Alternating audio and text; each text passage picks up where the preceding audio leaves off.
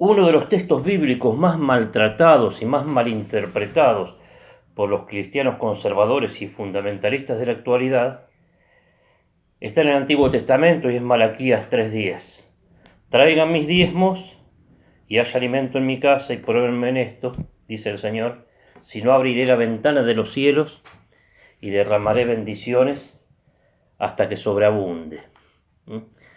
Es un versículo muy mal interpretado porque muchos pastores inescrupulosos, algunos por ignorancia tal vez y buena voluntad, han dicho que tenemos que dar el diezmo a la iglesia, a alguna iglesia en particular, o al pastor en forma particular, para que Dios nos bendiga. Así que el dar es algo egoísta. Yo doy para que haya una retribución y me paguen a mí, ¿no? Que Dios me pague. Yo me hago rico porque doy. Y la verdad que el único que se hace rico en más de una oportunidad es el pastor. Pero la verdad del diezmo es otra. La verdad del diezmo es verdaderamente, opuestamente otra a lo que se predican en las iglesias fundamentalistas. Deuteronomio 26:12 nos dice que el diezmo debe juntarse y cada 3 años llevarlo y comer con los pobres, los huérfanos, las viudas y con los levitas, que también eran pobres porque no tenían posesiones terrenales. Así que el hombre que tenía la posibilidad, que le había ido bien la siembra, daba el 10% para que no haya pobres.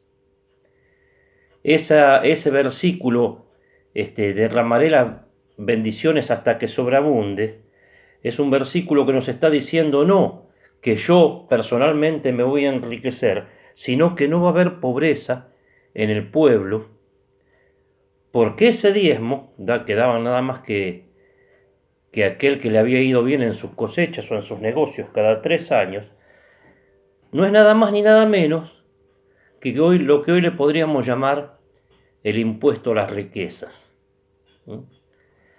El que tenía daba para que el pobre deje de ser pobre.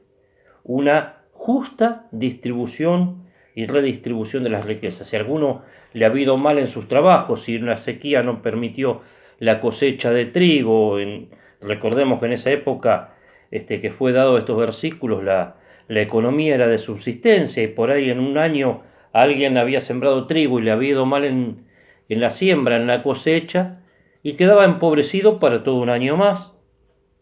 Y esa persona recibía la alimentación del diezmo de los que le había ido bien. Un impuesto a las riquezas. Hoy en nuestro país estamos pasando, gracias a la pandemia, por culpa de la pandemia, estamos pasando momentos extremadamente difíciles económicamente y se está hablando de un impuesto no del 10%, sino del 3%. El 3% solamente a las 50 riquezas más grandes del país, a 50 personas solamente se va a cobrar el 3% y con esos no habría pobre.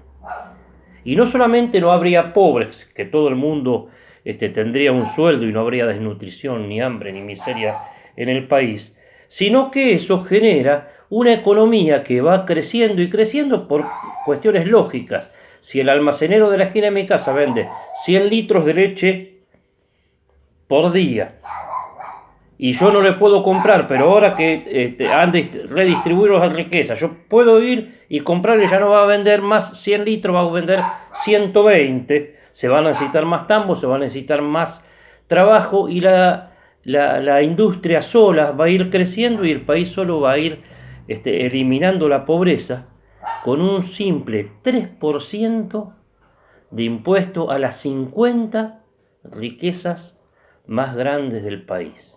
Fíjense que no estamos hablando de darle el diezmo al pastor, no estamos hablando de darle el diezmo a una religión, a una denominación, sino que ese diezmo que plantea Malaquías, en esta oportunidad, en Malaquías 3:10, es nada más ni nada menos que una justa distribución de las riquezas. Por eso yo como cristiano estoy totalmente a favor, y no solamente estoy a favor, exijo por todos los medios aquel impuesto a las grandes riquezas para que se termine con la pobreza en Argentina. En el nombre de Dios reclamo el impuesto a las grandes riquezas.